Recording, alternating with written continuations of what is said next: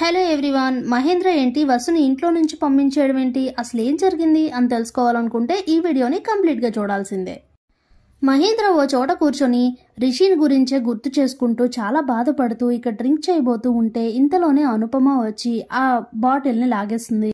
ఏ అనుపమ, ఏంటిది అని అంటే, ఏంటి మహేంద్ర, మనుషులు లేకపోతే ఆ మనిషికి ఇచ్చిన మాటకు కూడా వాల్యూ లేదా అనేసరికి స్టన్ అయిపోతాడు మహేంద్ర.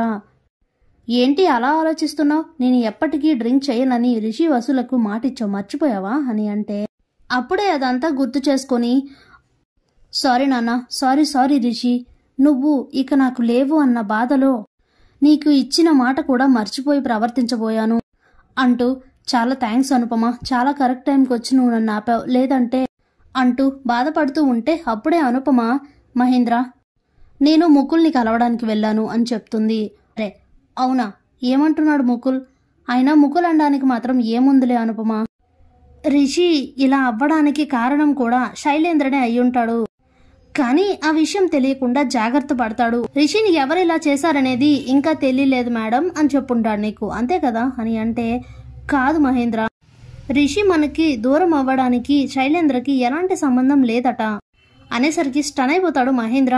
ఏం చెప్తున్నావు అని అడిగితే, అవును మహేంద్ర, రిషిని చంపింది భద్ర అని చెప్తున్నాడు ముకుల్ అనేసరికి దెమ్మ తిరిగిపోతుంది మహేంద్రకి. వాట్ అని అంటే, అవును మహేంద్ర, ఆ రోజు వసు ముకుల్కి భద్రని పట్టించినప్పుడు వసుధారకి భద్ర వార్నింగ్ ఇచ్చాడట, అందువల్లనే ముకుల్ దగ్గర నుంచి తప్పించుకోగానే భద్రని రిషినేదో చేశాడని ముకుల్ అంటున్నాడు అనేసరికి అప్పుడే మహేంద్ర చాలా కంగారు పడుతూ, ఆ రోజు కాలేజ్లో శైలేంద్ర భద్ర ఇద్దరూ మాట్లాడుకుంటూ ఉండడం చూస్తాడు కదా మహేంద్ర, అది గుర్తు చేసుకుని, కానీ అనుపమ నాకెందుకో భద్ర శైలేంద్ర మనిషి ఏమోనని నాకు డౌట్గా ఉంది అని అంటాడు.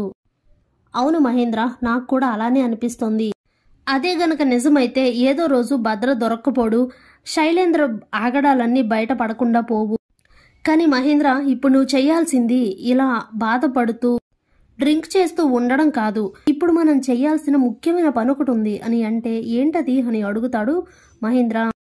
వసుధార అని అంటుంది అనుపమ. స్టన్ అయిపోతాడు మహేంద్ర.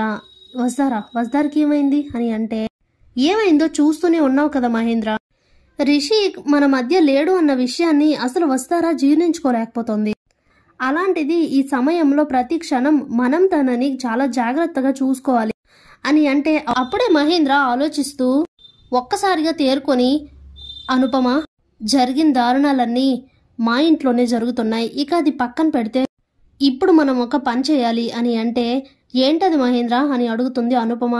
వసుధారని ఎండి సీట్ నుంచి రిజైన్ చేయించాలి అనేసరికి స్టన్ అయిపోతుంది అనుపమ. మహేంద్ర ఏం మాట్లాడుతున్నావు అని అంటే, అవును అనుపమ, అది ఎందుకు అనేది నేను నీకు తర్వాత చెప్తాను, ముందు పద అని చెప్పి ఇక వెంటనే ఇంటికి వస్తారు మహేంద్ర అనుపమ. ఇంతలో వసుధార ఇంటికి వచ్చి శైలేంద్ర అన్న మాటలన్నీ గుర్తు చేసుకుని చాలా కోపంగా మండిపోతూ రిషి ఫోటో చూస్తూ, చూసారా రిషి సార్, మీరు లేరు అనేసరికి ఆ శైలేంద్ర ఎలా రెచ్చిపోతున్నాడో, కానీ నిజమేంటో నాకు తెలుసు, మీకు ఏమీ కాదన్న విషయం నాకు తెలుసు సార్, మీరు క్షేమంగా తిరిగొస్తారు ఆ నమ్మకం నాకుంది అంటూ మాట్లాడుతూ ఉంటుంది రిషి ఫోటోతో. ఇంతలో వీళ్ళిద్దరు వస్తారు. అప్పుడే మహేంద్ర రెసిగ్నేషన్ లెటర్ తీసుకొచ్చి, వసుధార దీనిపై సంతకం పెట్టు అని అంటారు. ఏంటి మావయ్య ఇది అంటూ ఆ లెటర్ చదివి స్టన్ అయిపోతుంది వసుధార. మావయ్య ఏం చెప్తున్నారు, మీరు ఎండి పదవికి రిజైన్ చేయమంటున్నారా, ఎందుకు అని అడిగితే, ఇంకేం మాట్లాడొద్దు వసుధార, నా మాట విని ఎండి పదవిని వదిలేయి అనేసరికి షాక్ అవుతుంది.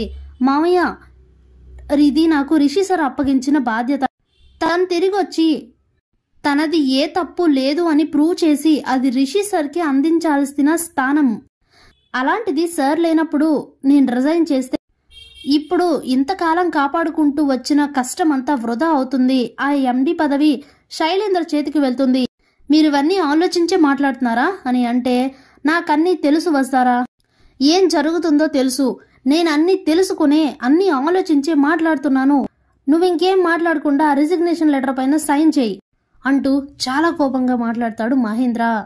అప్పుడే వసు, మావయ్య మీకేమైంది, ఎందుకు ఇలా మాట్లాడుతున్నారు అని అంటే, అమ్మ వసుధార, అది కాదు, మహేంద్ర చెప్తున్నాడుగా, చెప్పినట్లు చెయ్యు అని అనుపమ అంటే, మేడం మీరు కూడా ఏంటి అనేసరికి వసుధార ఇంకేం మాట్లాడొద్దు, సంతకం పెట్టు అని అంటే, నేను పెట్టను మావయ్య అని అంటుంది వసు. స్టన్ అవుతారు అనుపమ మహేంద్ర. వస్తారా, ఏం మాట్లాడుతున్నావు అని అంటే, అవును మావయ్య, నేను సంతకం పెట్టను. రిషి సార్ వచ్చేంత వరకు ఈ కాలేజ్కి నేనే ఎండీగా ఉంటాను మావయ్య. ఎట్టి పరిస్థితుల్లో శైలేంద్ర చేతికి ఈ పదవిని నేను వెళ్ళనివ్వను అని అంటే, రిషి లేడు, ఇక మళ్ళీ తిరిగి రాడు అని నీకు ఎలా చెప్పాలి వస్తారా? చెప్పేది ఏమాత్రం అర్థం చేసుకోకుండా అలా మాట్లాడతావేంటి? అయినా సరే, నువ్వు ఒప్పుకున్నా ఒప్పుకోకపోయినా రిషి తండ్రిగా నేను చెప్తున్నాను, నువ్వు ఎండి పదవిని వదిలేయి అని అంటే, క్షమించండి మావయ్య, నన్ను మన్నించండి. ఈ విషయంలో నేను మీ మాట వినలేను. రిషి సార్ నన్ను నమ్మి ఒక బాధ్యత అప్పగించినప్పుడు నేను అలా మధ్యలోనే వదిలేలేను అని అంటే, అప్పుడే మహేంద్ర చాలా కోపంగా, అయితే నా మాట వినవా?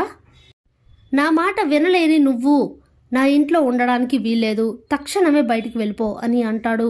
ఒక్కసారిగా స్టన్ అయిపోతారు అనుపమ వస్తారా ఇద్దరు. మహేంద్ర అని అనుపమ అంటే, నువ్వేం మాట్లాడొద్దు అనుపమ, వస్తారా నీకే చెప్పేది, వెళ్ళిపో బయటికి అని అంటే, మావయ్య నిజంగా మీరేనా ఇలా మాట్లాడేది అని వసు అంటుంటే, ఇంతలో చక్రపాణి, బావగారు ఎందుకు ఇలా మాట్లాడుతున్నారు అని అంటే, చూడండి చక్రపాణి గారు, నా మాట వినలేని వాళ్ళు ఎవ్వరూ నా ఇంట్లో ఉండాల్సిన అవసరం లేదు. మీ కూతుర్ని తీసుకొని తక్షణమే ఇక్కడి నుంచి వెళ్ళిపోండి అని అంటే, అది కాదు బావగారు అని చక్రపాణి అంటుంటే, అప్పుడే వస్తారా, ఇంకేం మాట్లాడుతున్నానా, పద వెళ్ళిపోదాం అంటూ చక్రపాణి ఇక అక్కడి నుంచి బయటకు వస్తూ వస్తారా వెనుతిరిగి, మావయ్య మీరు ఎందుకు ఇలా మాట్లాడారో, ఎందుకు నన్ను ఎండి పదవిని నుండి రిజైన్ చేయమన్నారో ఆ మాత్రం ఊహించలేనంత పిచ్చిదాన్ని కాదు నేను. కానీ ఎవరేం చెప్పినా, ఎవరు ఎన్ని చేసినా కూడా నేను రిషి సార్ వచ్చేంత వరకు ఈ పదవిలో నేనే కొనసాగుతాను. అంతే తప్ప ఈ పదవిని శైలేంద్రకి వదిలే అవకాశం ఛాన్సే లేదు అని చెప్పి ఇక అక్కడి నుండి వెళ్ళిపోతుంది వస్తారా. అప్పుడే సోఫాలో అలా కూలిపోయి చాలా చాలా ఏడుస్తూ ఉంటాడు మహేంద్ర.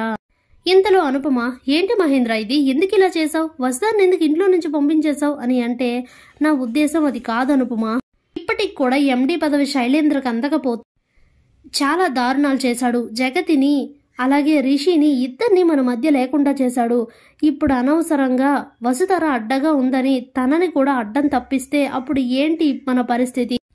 అందుకనే వసుధరకి ఏం కాకూడదని, తను క్షేమంగా ఉండాలని నేను ఎండి పదవి నుంచి తనని తప్పుకోమన్నాను. కానీ తను నా మాట వినలేదు. కనీసం ఇంట్లో నుండి వెళ్ళిపోమంటేనైనా నా మాట విని ఆ లెటర్ పైన సంతకం పెడుతుంది అనుకున్నా. కానీ వసుధర ఇంట్లో నుండైనా వెళ్ళిపోయింది కానీ ఆ లెటర్ పైన సైన్ చేయలేదు. ఇంకా రిషి తిరిగి వస్తాడనే వసుధర నమ్ముతుంది. కానీ లేని రిషి ఎలా వస్తాడనుపమ అంటూ చాలా బాధపడుతూ ఉంటాడు మహేంద్ర. ఇక తనని చూస్తూ అనుపమ కూడా చాలా చాలా బాధపడుతూ ఉంటుంది. Thanks for watching.